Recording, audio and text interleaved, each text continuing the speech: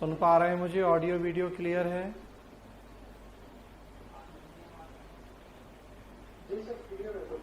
Okay, प्रणाम जी, good afternoon. ठीक है, चले तो शुरू करते हैं। आज हम लोग बात करेंगे लेखन शैली के विकास या राइटिंग स्किल के डेवलपमेंट के ऊपर। आज की क्लास का नाम रखा है मैंने how to develop writing skill, लेखन शैली का विकास कैसे करें। तो जैसा कि हम देखते हैं मुख्य परीक्षा में, मेंस एग्जाम में राइटिंग स्किल या लेखन शैली का बहुत महत्व होता है।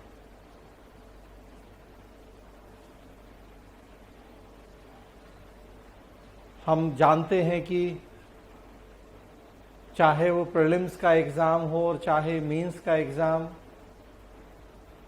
क्वेश्चन प्रैक्टिस की भूमिका बहुत महत्वपूर्ण होती है।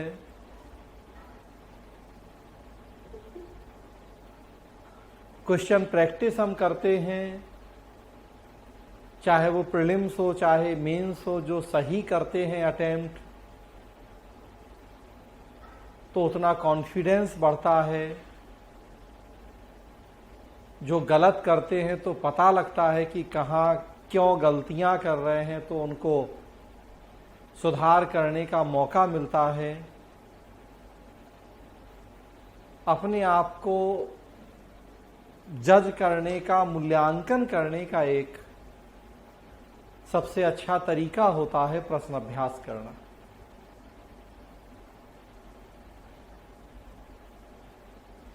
हमने अच्छा सा नोट्स बना लिया अकॉर्डिंग टू सिलेबस।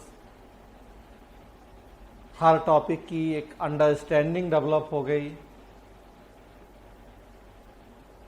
लेकिन ये तो अभी हमने अपने लेवल पे काम किया।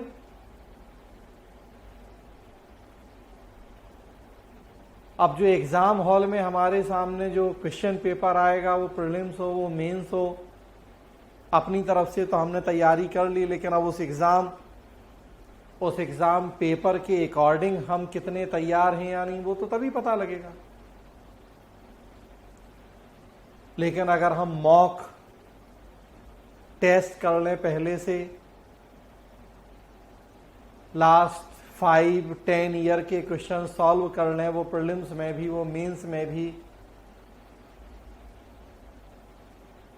तो फिर पता लगता है कि वास्तव में हम कितने पानी में हैं।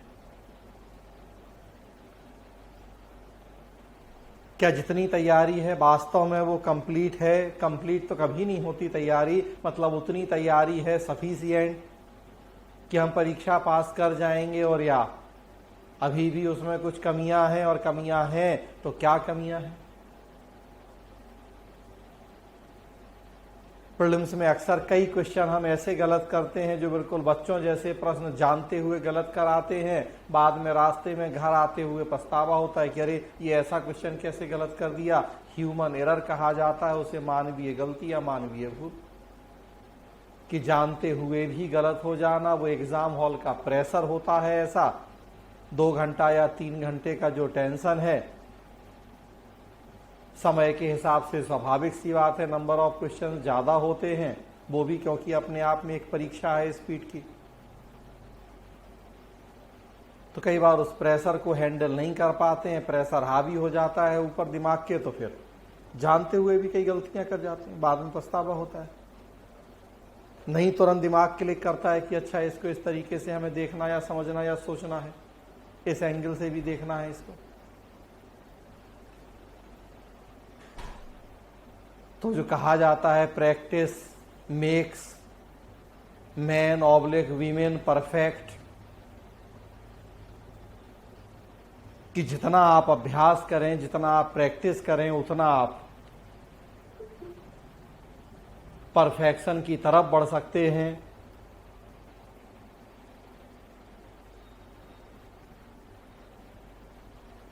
और देखिए आप यहाँ, ये राइटिंग स्किल भी उसी प्रैक्टिस की डिमांड करती है ताकि यहां भी आप परफेक्शन पा सकें।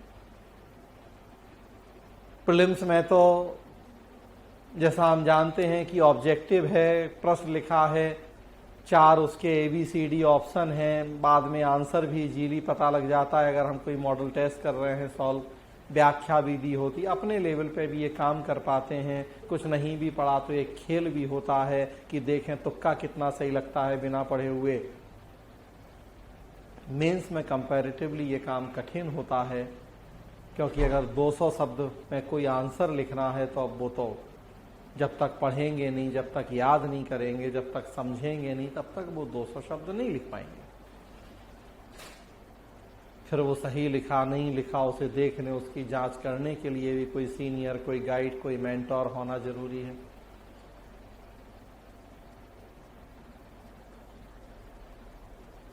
मेंस में जो आंसर लिखना है उसी को हम यहाँ कहते हैं लेखन शैली या राइटिंग स्किल,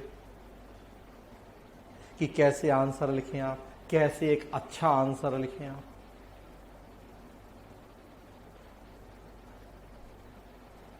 और यहाँ सिविल सर्विस एग्जाम में मेंस में इसका बहुत महत्व है कि आप एक अच्छा आंसर कैसे लिखें। जितना महत्व है, ज्यादातर लोग कई बार उस महत्व को समझ ही नहीं पाते, उन्हें बताया नहीं जाता या जानबूझ के अनदेखी करते हैं क्योंकि कठिन है काम, और तब ऐसी स्थिति में नुकसान भी आपका ही होता है। पता ही नहीं हो तब भी नुकसान आपका है, पता होने के बाद भी नहीं करें तब भी अल्टीमेटली नुकसान तो आप ही का है। चाकू खरबूजे के ऊपर गिरे और खरबूजा चाकू के ऊपर, नुकसान दोनों में खरबूजे का ही है, कटना दोनों कंडीशन में खरबूजे को ही होता है।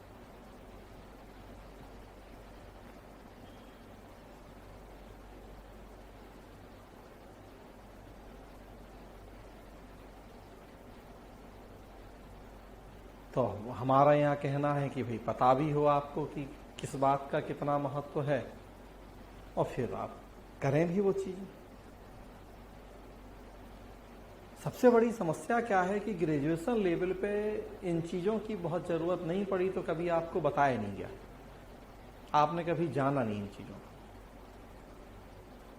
अब यहाँ सिविल सर्विस एग्ज़ाम में ज़रूरत है, लेकिन आप उसी ढर्रे पे अभी भी पढ़ाई करेंगे, अभी भी कोई नहीं बताएगा तो अभी भी आप नहीं जान पाएंगे।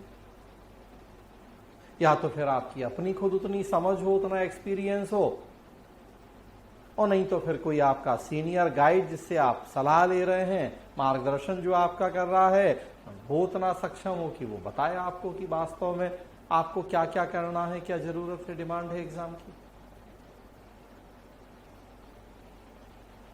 ग्रेजुएशन वगैरह स्पेशली आपने BA MA किया, देखिए आप 20 क्वेश्चन की वो छोटी छोटी सी गाइडें आती हैं, विद्या चैंपियन, जहां जिस स्टेट जिस यूनिवर्सिटी में जो चलता है, किंग, सब अलग अलग नाम से 20 क्वेश्चन होते हैं उनमें। वो 20 क्वेश्चन आप रट के चले जाइए, गारंटी है उसी में से 10 क्वेश्चन फंसेंगे, 5 आपको सॉल्व करना है, जाके जो रट के गए हैं लिखाइए, 60-65% नंबर आसानी से मिल जाएंगे, हो गया काम। यही होता है देखिए BA MA में हमारे देश में।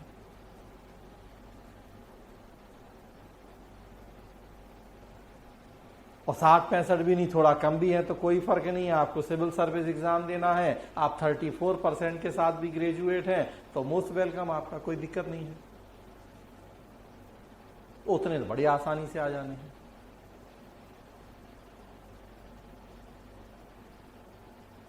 वहां जरूरत ही नहीं पड़ी कि ये राइटिंग स्किल क्या है या लेखन शैली क्या है, कैसे इसका विकास करें, जरूरत ही नहीं थी उसकी। और जो साइंस बैकग्राउंड के हैं तो उन्हें भी नहीं पड़ी जरूरत, क्योंकि उन्हें तो फॉर्मूले के बेस पे बस हैंस प्रूव करना था। मैथ हो, फिजिक्स वगैरह हो, लिखना कितना था उसमें, तो भाई डेरिवेशंस थे, फॉर्मूलेस थे, उसके बेस पे बस सॉल्व करनी होती थी, या लिखने का काम बहुत कम था।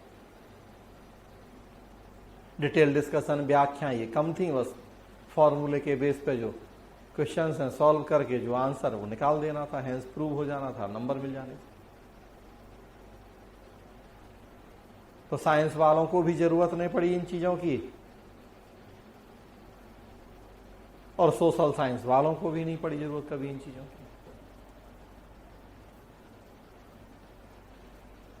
लोक प्रशासन की किताब आप खोलें, सबसे पहला टॉपिक मिलेगा प्रशासन का अर्थ, दूसरा टॉपिक मिलेगा लोक प्रशासन का अर्थ, तीसरा मिलेगा लोक प्रशासन का क्षेत्र, चौथा लोक प्रशासन की प्रकृति। BA MA में अगर आप पब्लिक एडमिनिस्ट्रेशन पढ़ेंगे या कोई भी सब्जेक्ट, मैं एग्जाम्पल पवेट का दे रहा हूं, कोई भी सब्जेक्ट, तो प्रश्न पूछा जाएगा BA MA में कि लोक प्रशासन के अर्थ से क्या समझते हैं, इसके क्षेत्र और महत्व की व्याख्या करें। तो जिस तरीके से किताब में था, जिस तरीके से आपने पढ़ा, नोट्स बनाया था, रटा था, उसी तरह से प्रश्न है कि लोक प्रशासन के अर्थ से क्या समझते हैं, इसके क्षेत्र और महत्व की व्याख्या करें। बस उसी तरह से जाके वहां उतार आना है। अब मिल ही जाएंगे 60-65% नंबर, हो गया काम। कोई राइटिंग इसके लिए इन चीजों की जरूरत नहीं थी, लेकिन यहां ऐसा नहीं है।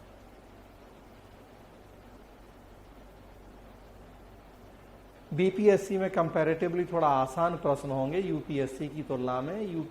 UPSC से थोड़ा आसान UP के प्रश्न होंगे और UP की तुलना में थोड़ा और आसान BPSC के होंगे प्रश्न, लेकिन फिर भी BA MA से तो बेटर ही है। और अब इस बार 66 में तो हम देख रहे हैं कि UPSC के भी कई प्रश्न रिपीट कर दिए गए हैं BPSC में, तो थोड़ा स्टैंडर्ड बढ़ा ही है।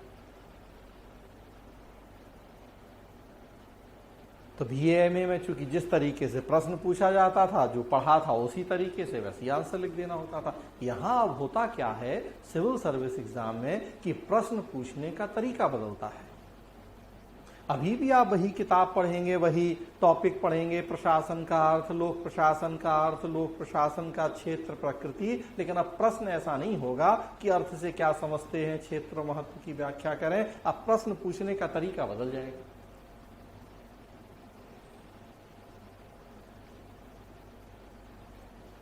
और चूंकि प्रश्न पूछने का तरीका बदलेगा तो फिर स्वाभाविक सी बात है कि आपको अपने आंसर लिखने का तरीका भी बदलना होगा। जैसा प्रश्न है उसके अकॉर्डिंग आंसर लिखना है, उसके अकॉर्डिंग आपको अपनी समझ, अपने नोट्स को वहीं एग्जाम हॉल में आगे पीछे करना है, कम ज्यादा करना है, एक दूसरे से रिलेट और लिंक करना है और तब लिखना है, और बड़े लिमिटेड टाइम में करना है ये सारा काम।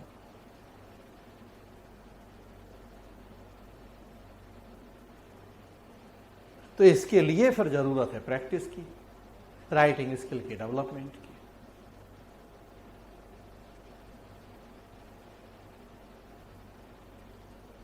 जो प्रश्न पूछा जाएगा वो सीधा सीधा नहीं होगा, थोड़ा घुमा देंगे। सैकड़ों विद्वान हैं, किसी विद्वान का कोई स्टेटमेंट दे देंगे, नहीं भी स्टेटमेंट होगा तो सीधा ये नहीं लिखेंगे कि लोक प्रशासन के अर्थ से क्या समझते हैं, उसकी जगह ये लिख देंगे कि लोक प्रशासन लोक नीतियों का एक सुव्यवस्थित तरीके से क्रियान्वयन होता है, टिप्पणी कीजिए। तो थोड़ा घुमा देंगे प्रश्न को।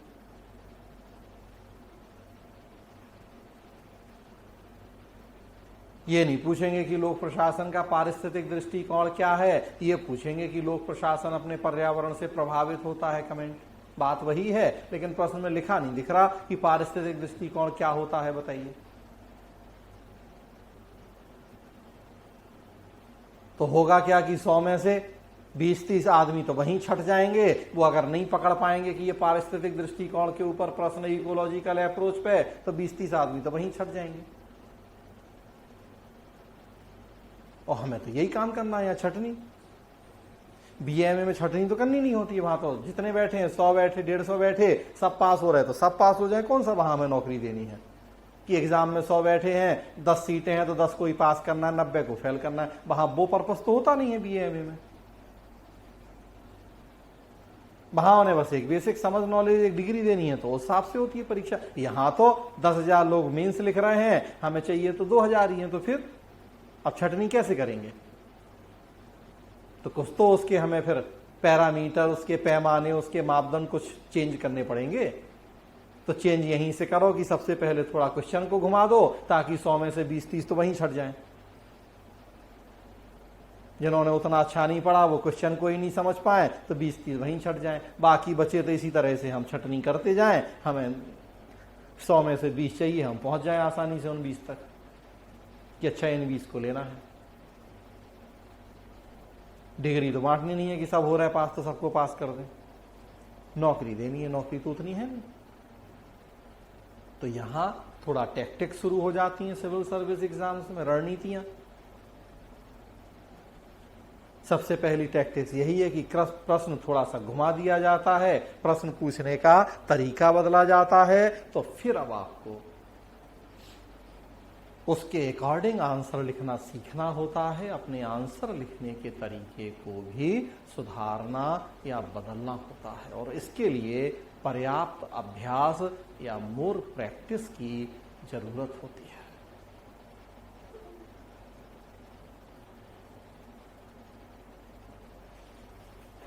जितने ज़्यादा आप प्रैक्टिस करेंगे, चाहे वो प्रीलिम्स हो, और अभी हम स्पेशली मेंस की बात कर रहे हैं, जितना आप प्रैक्टिस करेंगे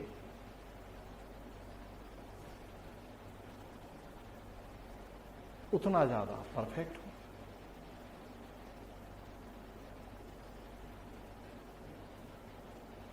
उतना बेहतर तरीके से आप आंसर लिख पाएंगे। 100 प्रश्न आपने प्रैक्टिस कर ली, 200 प्रश्न की आंसर आपने प्रैक्टिस कर ली, तो डबल फायदा है।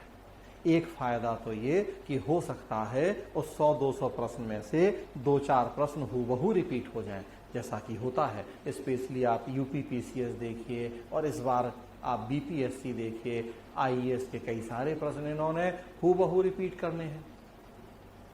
तो सीधा सीधे फायदा हो जाएगा कि अगर 100-200 प्रश्नों की आपने प्रैक्टिस कर ली, हो सकता 2-5 प्रश्न तो हूबहू वही मिल गए आपको जो आप ऑलरेडी घर पे लिख के आए हो। और दूसरी बात कि अगर वो रिपीट नहीं भी हुए प्रश्न, तो भी 100-200 की प्रैक्टिस करेंगे तो अगले जो 10-20 होंगे उनको आप पकड़ पाएंगे कि क्या डिमांड है, कैसे आंसर लिखना है। उनके आंसर के सही होने की संभावना बढ़ जाएगी।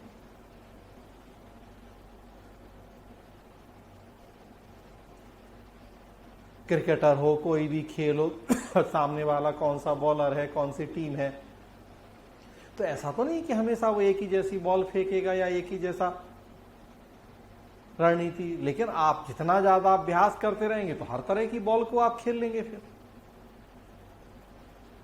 सामने वाले की हर रणनीति को समझने लगेंगे आप, जितना प्रैक्टिस। तो वही चीज है कि जितना प्रैक्टिस करेंगे उतना हर बॉल को आप अच्छे से खेल लेंगे, मतलब हर प्रश्न को सॉल्व करने की क्षमता आप में डेवलप होती जाएगी। तो लेखन शैली या राइटिंग स्किल का विकास बहुत जरूरी होता है। अगर आपसे कहा गया है कि 200 शब्द में किसी प्रश्न का आंसर लिखना है, तो 200 में ही लिखना है। 10% प्लस माइनस, मतलब जितना नजदीक रहे 200 के उतना अच्छा है।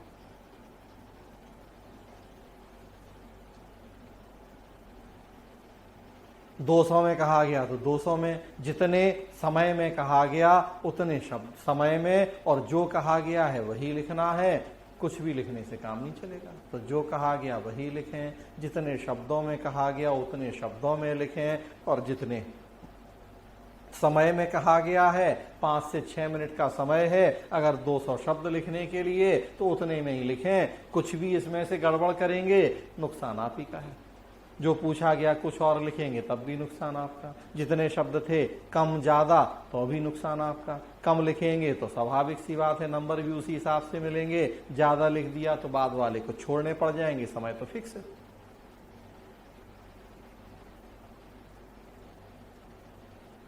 पांच की जगह 10 मिनट लगा दिए तो फिर लास्ट में कुछ छूट जाएगा पेपर।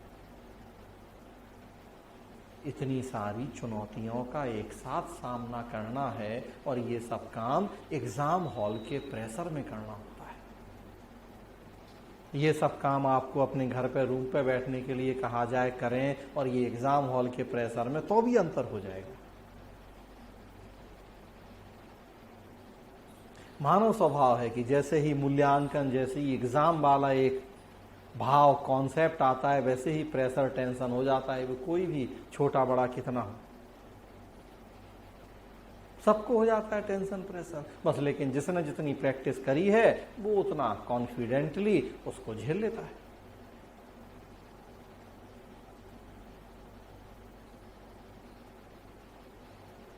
हमने भी 2 महीने पहले अभी पीएचडी का वायवा दिया, 10-12 आदमी, कोई इस यूनिवर्सिटी का, कोई वहां का, हमें भी प्रेशर टेंशन सबको। हाँ, लेकिन अब हमें अनुभव है, एक्सपीरियंस है, हमें नॉलेज है, तो हम झेल लेंगे उसको, और नहीं है तो वहीं बिखर जाएंगे। बस ये होता है। अदरवाइज वो तो मानव स्वभाव है कि जब मूल्यांकन, जब एग्जाम वाला शब्द आ जाएगा जैसे ही, वैसे ही हम प्रेशर में आ जाएंगे।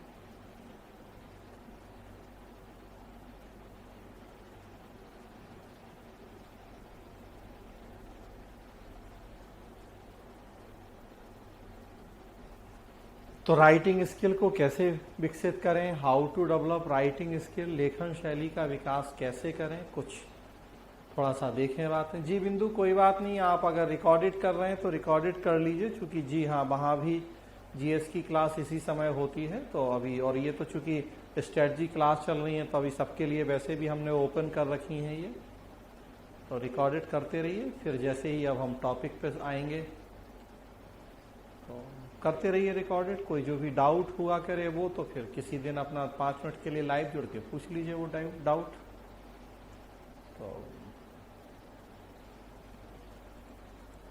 तो how to develop writing skill, देखिए यहां लेखन शैली का महत्व क्या है। कुछ एग्जाम में लिखा है मैंने कि यूपीएससी की बात करें तो यूपीएससी 2025 2025 अंक का एग्जाम है कुल, जिसमें 1750 अंक मेंस या लिखित परीक्षा के हैं,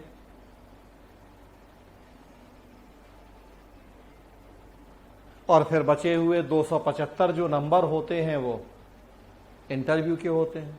मेंस रिटेन 1750 नंबर का यूपीएससी में, यूपी पीसीएस देखिए आप तो 1600 नंबर का एग्जाम है, जिसमें 1500 नंबर रिटेन के हैं, 100 नंबर का इंटरव्यू। बिहार में आप देखें तो 1020 नंबर का है एग्जाम, जिसमें 900 हैं लिखित, 120 का इंटरव्यू। और राजस्थान में देखेंगे तो 900 का एग्जाम है, जिसमें 800 नंबर मेंस के होते हैं।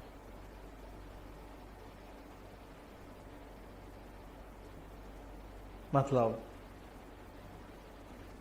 रेशियो निकालिए आप तो मुश्किल से 10% के आसपास इंटरव्यू का रोल है, मौखिक परीक्षा, और 90% इसी रिटन एग्जाम का है, जिसके लिए हम बात कर रहे हैं लेखन शैली। मतलब सब कुछ, सारा दारो मदार इसी के ऊपर है।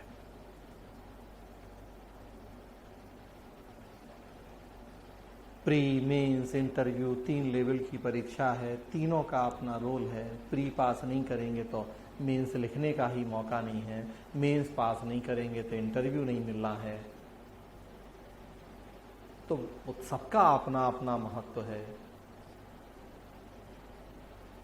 लेकिन प्रीलिम्स तो क्वालिफाइंग है, उसके कोई नंबर नहीं जोड़ने हैं आपके फाइनल रैंकिंग में, बस क्वालिफाई करना जरूरी है। तो फिर मेंस और इंटरव्यू से मिले नंबरों को जोड़ के आधार पे फिर आपका डिसाइड होता है रैंक। तो मेंस और इंटरव्यू में आप देखिए कि भाई 90% रोल मेंस का ही है, रिटन एग्जाम का ही है। कई बार बहुत सारे लोग तो ऐसे हैं जो इंटरव्यू में बहुत अच्छा नहीं भी कर पाते हैं, लेकिन मेंस उनका अच्छा है, इसलिए भी अच्छे रैंक के साथ पास हो जाते हैं। और सलाह भी यही दी जाती है कि आप सारा फोकस रिटन पे ही कीजिए, क्योंकि इंटरव्यू तो वो 17-18 मिनट में दुनिया का क्या पूछा जाएगा आपसे बड़ा अनिश्चित होता है। मेंस में तो फिर भी एक फिक्स सिलेबस है, फिक्स क्वेश्चन है, पैटर्न है, सबके लिए एक जैसा है। इंटरव्यू में तो कुछ भी फिक्स नहीं है, सबके लिए अलग अलग है। पूरी दुनिया का कुछ भी पूछ लेंगे आपसे वो 18-20 मिनट। तो इंटरव्यू के तो बहुत भरोसे बैठ भी नहीं सकते।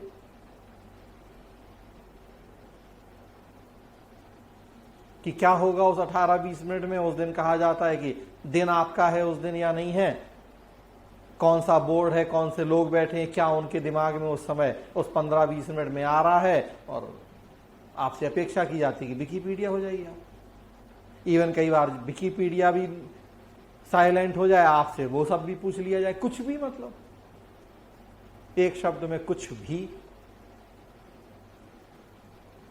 तो फिर सारा दारोमदार इसी मेंस या रिटन एग्जाम के ऊपर होता है।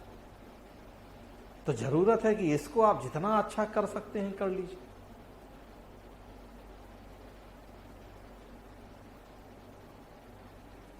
और उसको अच्छा करने के लिए लेखन शैली, राइटिंग स्किल का डेवलप होना जरूरी है। लेखन शैली 3 तरह की होती है, upward writing skill, downward writing skill और पैरेलल राइटिंग स्किल। अपवर्ड मतलब ऊपर की ओर, डाउनवर्ड मतलब नीचे की ओर, पैरेलल मतलब समानांतर।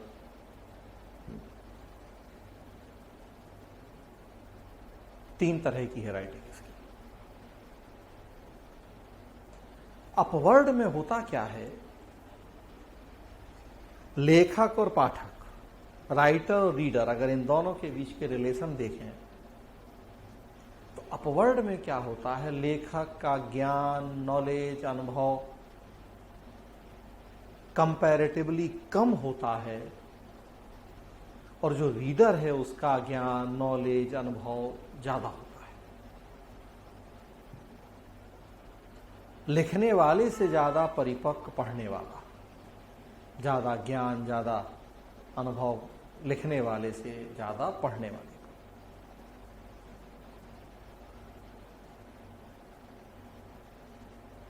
डाउनवर्ड में उल्टा होता है। डाउनवर्ड में लिखने वाले का अनुभव, ज्ञान, परिपक्वता ज्यादा और पढ़ने वाले की कम। और पैरेलल में पता ही नहीं होता कि कौन पढ़ेगा, या हर तरह के लोग हो सकते हैं उसके पाठक, मिक्स होता है।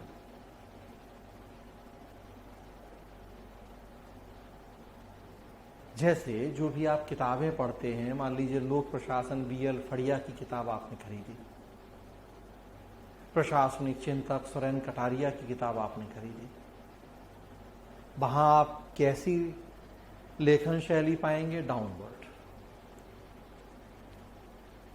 बीएल फड़िया, सुरेंद्र कटारिया, स्वाभाविक सी बात है कि आपकी तुलना में बहुत ज्यादा जानकार हैं। यूनिवर्सिटीज के लेक्चरर, प्रोफेसर रहे हैं, रिटायर हो गए, अब हैं भी जिंदा या नहीं हैं, उतनी एज हो गई, उतना अनुभव, उतनी नॉलेज उन्हें। उन्होंने किताब लिखी कि ताकि आप समझें कि लोक प्रशासन क्या है, अर्थ क्या है, क्षेत्र क्या है। तो उन्होंने क्या किया कि अपने लेवल पे नहीं, आपके लेवल पे आके किताब लिखी, डाउनवर्ड लेखन, कि आपको समझ में आए। उन्होंने देखा कि उनका पाठक कौन होगा। उनका पाठक 15, 18, 20 साल का एक स्टूडेंट होगा, ग्रेजुएट या 10th 12th के बाद वाला स्टूडेंट, या सिविल सेवा परीक्षा। तो उन्होंने अपने स्तर पे नहीं लिखी किताब, अपने स्तर से नीचे उतरे, आपके स्तर पे आए और फिर किताब लिखी ताकि आपको समझ में आए। मतलब लेखक ने पाठक को ध्यान में रखते हुए अपना स्तर चेंज किया। इसे कहते हैं हम डाउनवर्ड राइटिंग स्किल।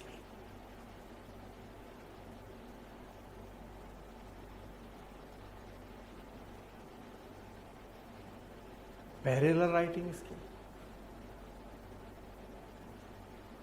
पैरेलल में ये पता ही नहीं है यहाँ पे कि हमारा पाठक कौन होगा, या हर कैटेगरी का होगा, मिक्स है पाठक। जैसे न्यूज़पेपर देखिए आप, मैगजीन देखिए आप, इंडिया टुडे या इस टाइप की कोई भी,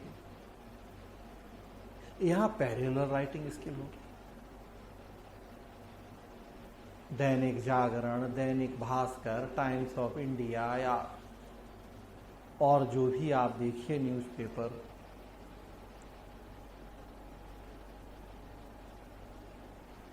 दैनिक जागरण आप हम भी पढ़ रहे, एक दुकानदार भी पढ़ रहा है, एक गांव का किसान भी अगर पढ़ने की इच्छा रखता है तो वो भी पढ़ रहा, नाई की दुकान पे भी मिल रहा है, बड़े बड़े जो अधिकारी, नेता, मंत्री हैं उनके यहाँ भी जा रहा है वही अखबार। हर तरह के लोग पढ़ रहे हैं। देखिए बीएल फड़िया हर तरह के लोग तो नहीं पढ़ रहे, वो एक पर्टिकुलर लेवल के लोग पढ़ रहे हैं। पता है हमें लेवल क्या है उनका, उनके लेवल पे जाके लिख दिया हमने।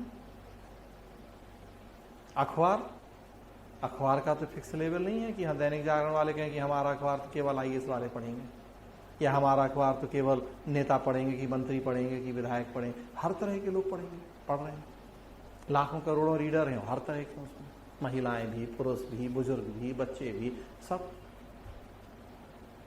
वहां पैरेलल, उन्हें सबको ध्यान रखना है। तो देखिए आप जो 14 पेज या 16 पेज का न्यूज़पेपर होता है, क्या मिक्स उसमें शैली को ध्यान में रखा जाता है।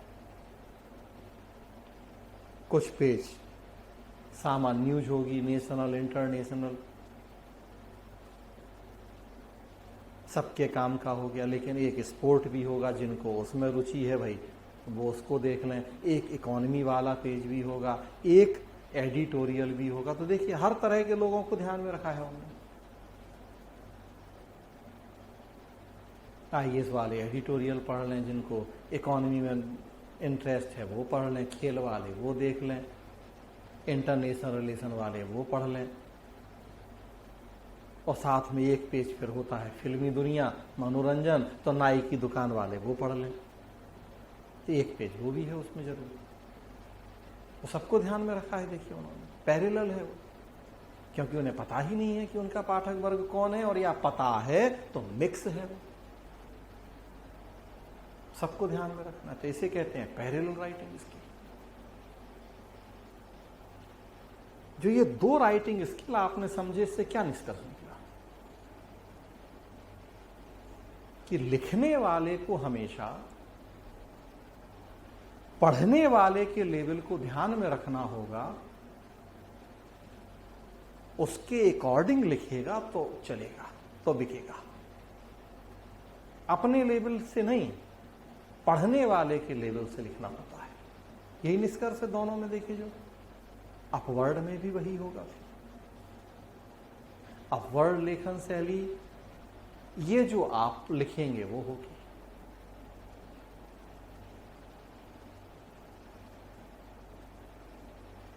आप कम जानकार हैं, कम अनुभव है, कम नॉलेज है, जो आपकी कॉपी चेक करेगा, स्वाभाविक सी बात है आपसे कई गुना ज्यादा जानकार है, कई गुना ज्यादा उसे नॉलेज और एक्सपीरियंस है। क्या निष्कर्ष निकला है पीछे दोनों राइटिंग स्किल का, कि कभी भी पाठक लेखक के स्तर पे जाके नहीं पढ़ता है, लेखक को हमेशा पाठक के स्तर पे जाके लिखना होता है। पाठक स्तर चेंज नहीं करता कभी अपना, स्तर हमेशा लेखक को चेंज करना होता है। यहां भी तो फिर वही करना पड़ेगा आपको। अपवर्ड राइटिंग स्किल होगी एग्जाम में, तो आप कोई आंसर लिखेंगे, हम चेक करेंगे, तो देख लीजिए, आप अपना लेवल देख लीजिए और हमारा लेवल देख लीजिए। अब आप ये सोचिए कि हम आपके लेवल पे आके पढ़ेंगे तो बिल्कुल नहीं होगा, कभी नहीं हुआ ऐसा, ना डाउनवर्ड में हुआ ना पैरेलल में, तो इसमें कैसे हो जाएगा अपवर्ड में। हमेशा हुआ यही है कि लेखक को पाठक के स्तर पे जाके लिखना पड़ेगा। आप अपवर्ड लेखन शैली का यूज करेंगे अपने आंसर में, आपको हमारे स्तर पे आके लिखना होगा, हम आपके स्तर पे जाके नहीं पढ़ेंगे। और उसके लिए जो हम बात कर रहे हैं कि आपको पर्याप्त अभ्यास करना होगा, मोर प्रैक्टिस, तब आप परफेक्ट बन पाएंगे। तो याद रखें, जो ये एग्जाम है हम लोगों का, कोई भी एग्जाम और सिविल सर्विस एग्जाम, तो यहाँ अपवर्ड राइटिंग स्किल का प्रचलन होता है। लेखक की नॉलेज, एक्सपीरियंस, ज्ञान कम होता है, पाठक का ज़्यादा। लेखक को पाठक के लेवल पे जाके लिखना होता है, तभी उसे नंबर मिलते हैं, तभी वो अच्छा कर पाता है।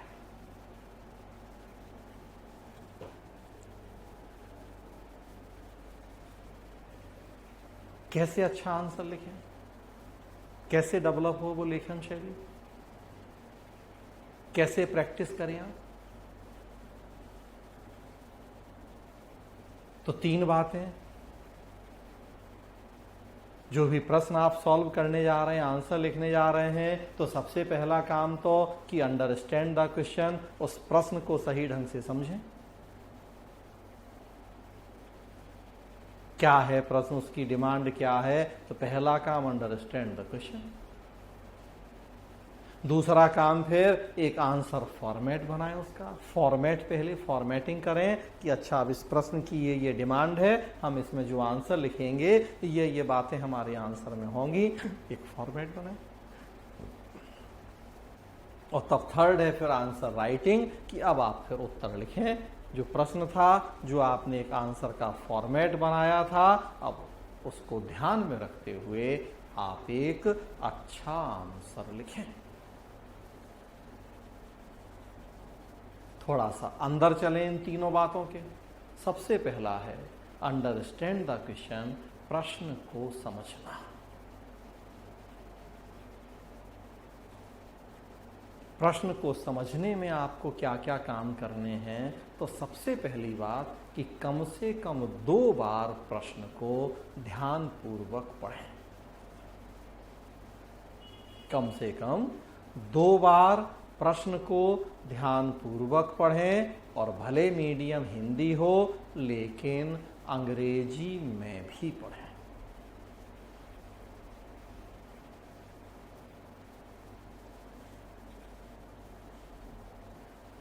सिविल सर्विस एग्जाम में अक्सर सही ट्रांसलेशन ना होने की समस्या काफी विवादित और काफी गंभीर समस्या रही है, यूपीएससी में विशेषकर।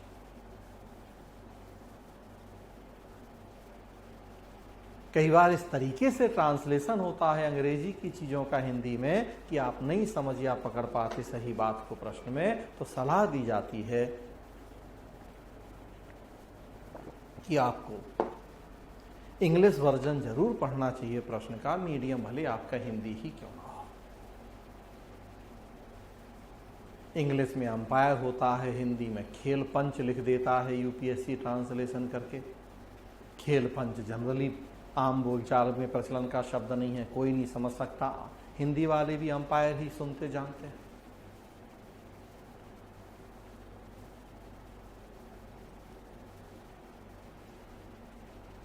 तो कम से कम 2 बार आप प्रश्न को ध्यान से पढ़ें, हिंदी भी पढ़ें, साथ में अंग्रेजी भी पढ़ें।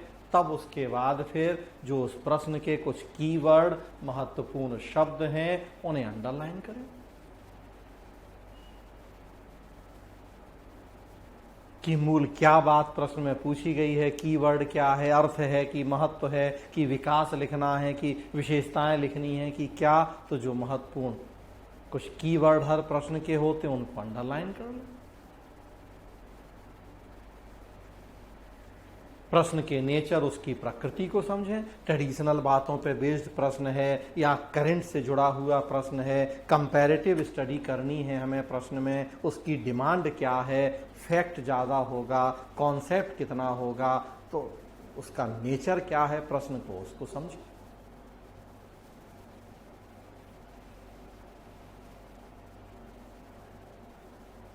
और तब उसके बाद जो टेल वर्ड है, प्रश्न के अंत में दिए गए शब्द, पुछल्ले शब्द या टेल वर्ड है, उसको ध्यान दें आप कि क्या टेल वर्ड यूज किया गया है। टिप्पणी कीजिए लिखा है या व्याख्या कीजिए, कमेंट या डिस्कस, आलोचना कीजिए लिखा है या मूल्यांकन कीजिए लिखा है, क्रिटिसाइज लिखा है या एवेल्युएट,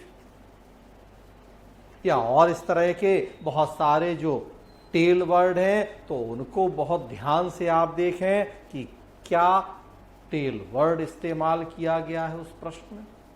सारे टेल वर्ड के मतलब अलग हैं, व्याख्या कीजिए में अलग आंसर हो जाएगा, टिप्पणी कीजिए में आंसर अलग, मूल्यांकन कीजिए में आंसर अलग हो जाएगा। तो प्रश्न के अंत में जो पुछल्ले शब्द या टेल वर्ड होते हैं उनको समझना बहुत जरूरी होता है। इस पे अलग से अगली एक क्लास करेंगे कि जो महत्वपूर्ण टेल वर्ड हैं उनके मतलब क्या होते हैं, तो एक अलग से अगली क्लास इसी पे अलग से होगी एक।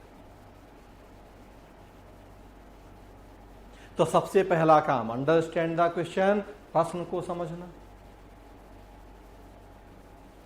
तब उसके बाद आगे बढ़े आंसर फॉर्मेटिंग या एक रूपरेखा का निर्धारण करना।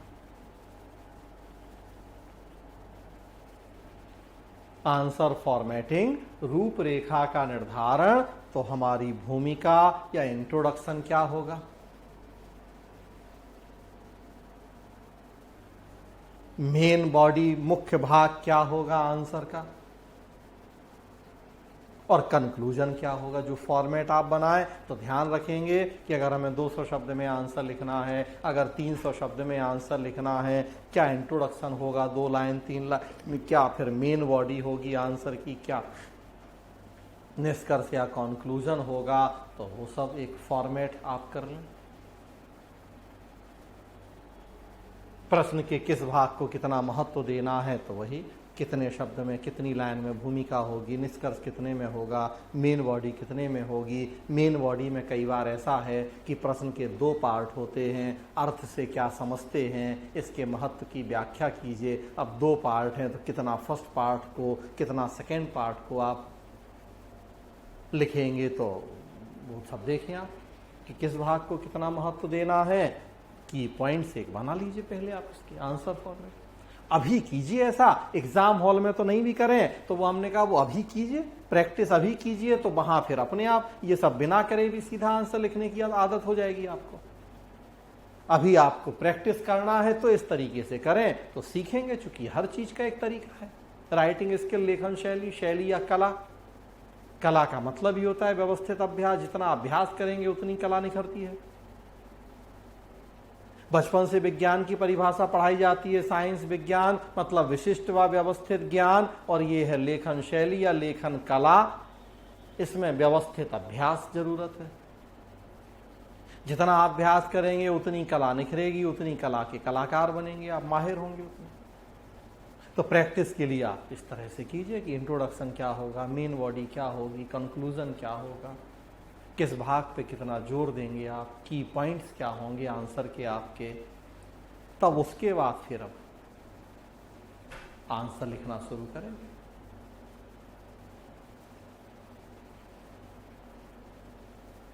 अब आंसर लिखना शुरू कीजिए।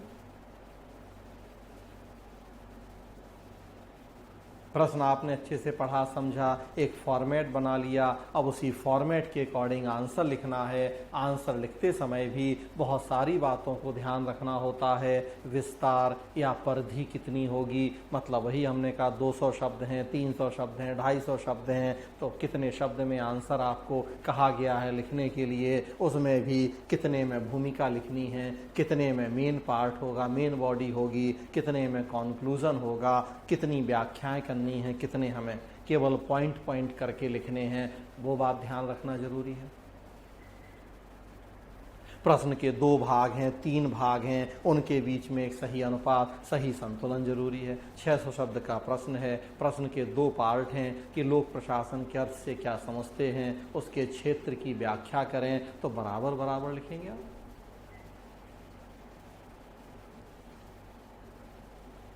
सतपी देखो जरा, वीडियो रुक रहा है, कुछ लोग मैसेज कर रहे हैं, 1-2 लोग वीडियो रुक रहा है, 1-2 लोगों का मैसेज है।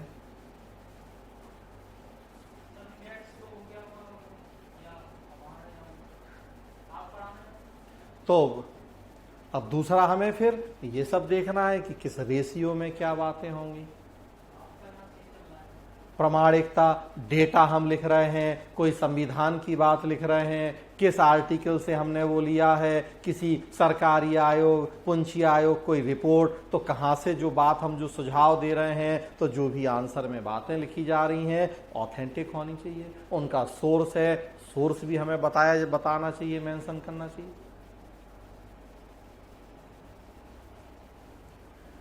भाषा स्वाभाविक सी बात है, सरल हो, सहज हो, लेकिन सड़क छाप भाषा नहीं हो। मैंने बताया आपको अपवर्ड राइटिंग स्किल होनी है, तो भाषा स्तरीय हो।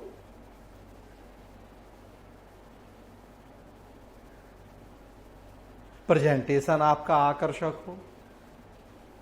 बार बार काट पीट के लिख रहे हैं, गंदगी उसमें दिख रही है, स्वाभाविक सी बात है कि अच्छा नहीं होगा। साफ सुथरा लिखिए, राइटिंग बहुत अच्छी नहीं तो बहुत ऐसी भी ना हो कि जो पढ़ने में ही ना आए।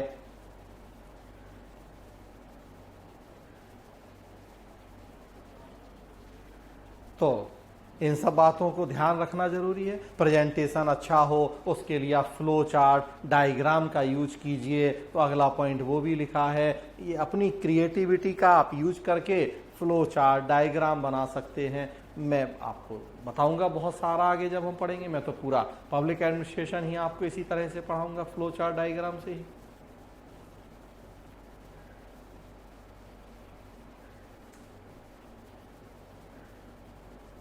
फैक्ट, कॉन्सेप्ट, करेंट अफेयर्स, इन सब के बीच में एक सही संतुलन जरूरी है। प्रश्न की डिमांड के ऊपर भी निर्भर होगा, लेकिन एक ओवरऑल बात करें तो फैक्ट, कॉन्सेप्ट, करेंट से उसका रिलेशन, इन सब बातों पे ध्यान दीजिए।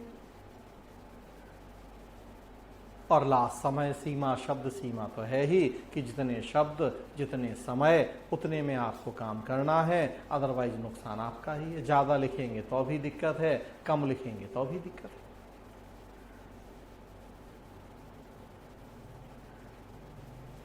प्रैक्टिस में अगर इन सब बातों को ध्यान रखेंगे, आप बार बार आंसर लिखेंगे, आप धीरे धीरे आपका आंसर अपने आप सुधरता जाएगा। एक आंसर लिखिए आप किसी प्रश्न का, आज लिखिए, 10 दिन बाद फिर उसी प्रश्न का दोबारा आंसर लिखिए, फिर लिखिए। आप खुद अपने आप और साथ तीनों चारों को सामने रख के मिलाइए, खुद आपको समझ में आएगा कि अच्छा जो हमने 15 दिन पहले आंसर लिखा था और जो आज लिखा है दोनों में कितना अंतर है। हमें भी दिखाने की देखने की जरूरत नहीं, अपने ही आप आपको दूध का दूध पानी का पानी हो जाएगा कि आज किसी प्रश्न का आंसर लिखिएगा और उसी प्रश्न का आंसर आप 1 महीने बाद 15 दिन बाद लिखिएगा, और फिर 1 बार कीजिएगा, 3 बार 4 बार कीजिएगा। ऐसा आपको अपने आप अंतर समझ में आ जाएगा।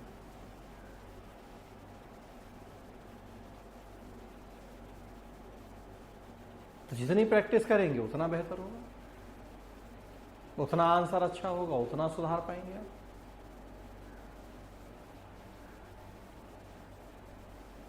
एक लास्ट चीज, कुछ दुविधाएं होती हैं आंसर लिखते समय कि क्या करें क्या नहीं करें। इनके कोई वस्तुनिष्ठ जवाब नहीं है। सबसे पहले ये भी बता दें, इन दुविधाओं के ये समय परिस्थिति एग्जाम के अकॉर्डिंग बदलते हैं इनके जवाब। फिर भी कुछ दुविधाएं मैंने यहाँ की हैं। हाँ, जवाब पहले ही बता रहा हूं कि ऑब्जेक्टिव 1 लाइनर जवाब नहीं है इनके, ये सिचुएशन पे बेस्ड होता है कि क्या करना है।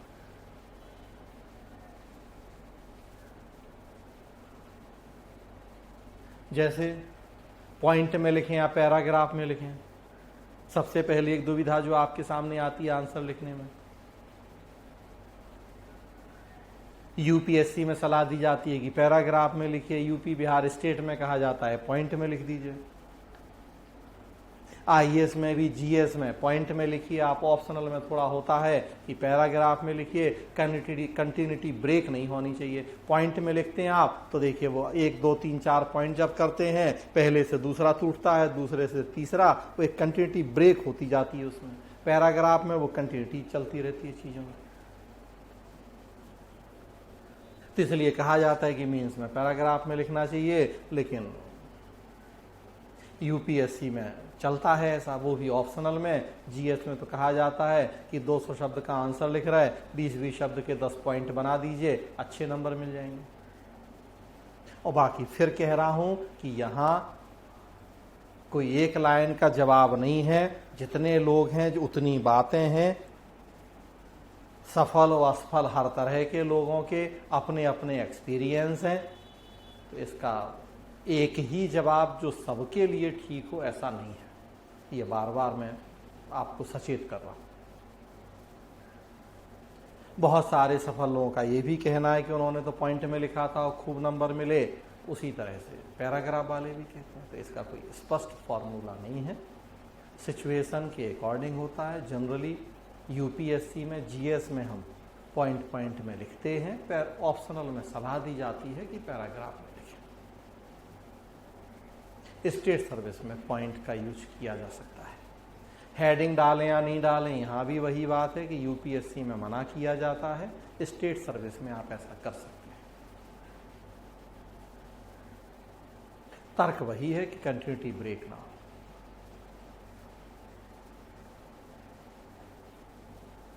अंडरलाइन करें या नहीं करें, यूपीएससी में मना किया जाता है इस तरह की चीजों को, लेकिन आप स्टेट सर्विस में ये सब कर सकते हैं। मना इसलिए किया जाता है अंडरलाइन की भाई जो ज्यादा महत्वपूर्ण बात है आप उसे अंडरलाइन कर रहे हैं। इसका मतलब क्या होता है? कुछ चीजों को आपने अंडरलाइन किया, इसका मतलब कि कुछ चीजों को आपने अंडरमाइन किया। 200 शब्द में आपने अगर 20 लाइनें लिखी, 4 को अंडरलाइन किया, इसका मतलब आप ही ने तो ये कहा कि 4 लाइनें आपने ज्यादा अच्छी लिखी हैं, 16 लाइनें उतनी अच्छी नहीं लिखी हैं। देखिए, आप ही की बात का ये भी तो मतलब निकल रहा है। आप ही तो हमें ये बता रहे कि सर मैंने लिखी तो 20 लाइनें जरूर हैं, अंडरलाइन 4 को किया है, तो यही 4 आप पढ़ लीजिए, यही लग रहा है कि हमने अच्छी लिखी हैं, बाकी 16 तो जनरल लिखी हैं। देखिए निकलता ये मतलब कि नहीं निकलता उस बात का।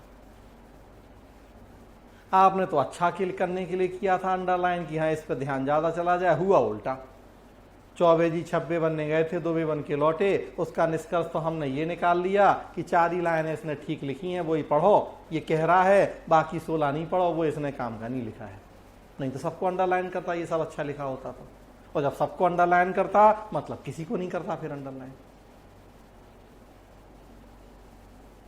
है कि नहीं? तो फिर किसी को नहीं करो अंडरलाइन। तो यूपीएससी में सलाह दी जाती है कि नहीं कीजिए। स्टेट सर्विस में चलता है एक पेन का यूज करें, 2 पेन का यूज करें, जनरली एक ही पेन का, एक ही कलर के पेन का यूज करें आप स्टेट सर्विस में। फिर यहाँ भी लोग कहते हैं कि उन्होंने ब्लू से लिखा, ब्लैक से अंडरलाइन कर दिया, कि हेडिंग डाल दी, तो स्टेट सर्विस में चलता है। इंट्रोडक्शन, कंक्लूजन लिखें नहीं लिखें, ये क्वेश्चन के ऊपर निर्भर होता है। जनरली 150-200 शब्द के प्रश्न हैं, उनमें कहा जाता है कि कोई ज़रूरत नहीं है इंट्रोडक्शन की, कंक्लूजन की, टू द पॉइंट आप आंसर शुरू कीजिए, ख़त्म कर दीजिए। क्योंकि 150-200 शब्द इतने कम शब्द हैं कि उसमें आप इंट्रोडक्शन भी लिखेंगे, कंक्लूजन भी लिखेंगे, काम की बातें कितनी लिख पाएंगे फिर आप? बड़े आंसर होते हैं 500 शब्द, 600 शब्द निबंध, तो उसमें तो होता है कि चलिए आप इंट्रोडक्शन भी लिखें, कंक्लूजन भी लिखें, संभव है। लेकिन अब 150-200 शब्द के आंसर में क्या क्या करेंगे आप? तो फिर टू द पॉइंट, बस जो प्रश्न की डिमांड है वो लिख दीजिए। राइटिंग का कितना महत्व है, पढ़ने में आनी चाहिए बस। खुद पढ़ें खुद बाँचें वाली स्थिति नहीं हो, खुद लिखें खुद बाँचें वाली, वो जो आप लिख रहे हो वो हमें भी पढ़ने में आ जाए बस, बाकी कोई और ऐसा नहीं है।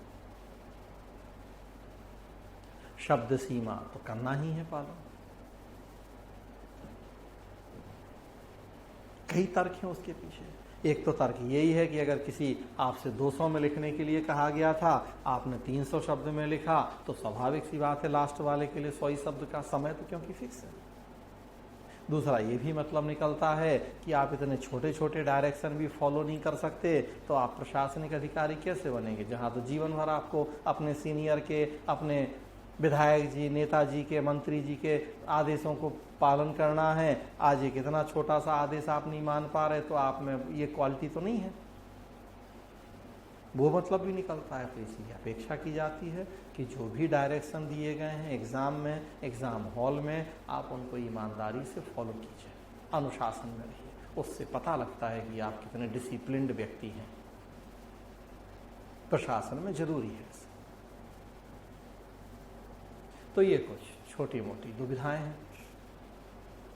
तो आज की क्लास में यही सब राइटिंग स्किल से जुड़ी कुछ बातें थी। बाकी तो ये सब ऐसे ओपन एंडेड टॉपिक हैं कि जितना इन पे हम चर्चाएं करते रहें, कोई ना शुरुआत ना अंत। हमने अपनी तरफ से बहुत सोच समझ के, एक्सपीरियंस के बाद ये सारी स्लाइड्स बनाई हैं। एक सिस्टम, एक क्रम डेवलप किया है, अरेंज किया है कि कैसे हम आपको इस तरह के ओपन एंडेड टॉपिक्स को भी कुछ क्रक्स दे पाए उनका, कुछ ऐसी चीजें हों आपके दिमाग में कि एक पूरा विजन, एक पूरा आइडिया आपके पास बन पाए इन चीजों का भी। उम्मीद करते हैं कि आपको होगा इन फायदा इन चीजों का। और देखिए ये जो हम बातें कर रहे हैं, ऐसा नहीं है कि ये केवल पब्लिक एडमिनिस्ट्रेशन के लिए हैं, ये ओवरऑल है।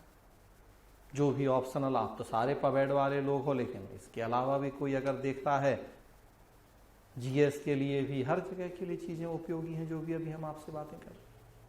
आज की क्लास में इतना ही। अगली क्लास में और एक नए मुद्दे पे बात करेंगे।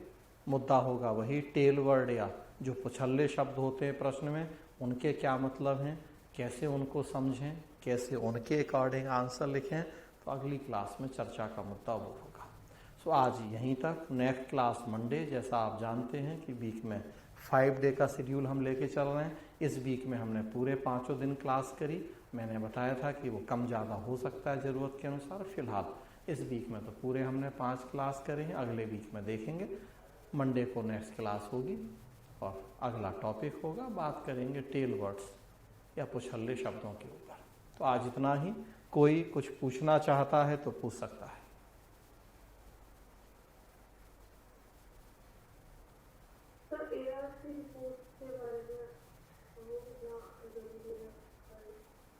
ARC पढ़ना होगा आपको। एडमिनिस्ट्रेटिव रिफॉर्म कमीशन है, वो पब्लिक एडमिशन के सिलेबस का पार्ट है। वो जीएस में भी पढ़ना है आपको, वो पब्लिक एडमिशन में भी। एडमिनिस्ट्रेटिव रिफॉर्म एक यूनिट है और उसमें आपको एडमिनिस्ट्रेटिव रिफॉर्म कमीशन पढ़ना है, उनकी रिपोर्ट्स पढ़नी है। जी, और कुछ नहीं। तो चलिए आज यहीं रोक रहे हैं, मंडे को मिलेंगे, आगे बढ़ाएंगे, एक नए मुद्दे पर चर्चा होगी। धन्यवाद।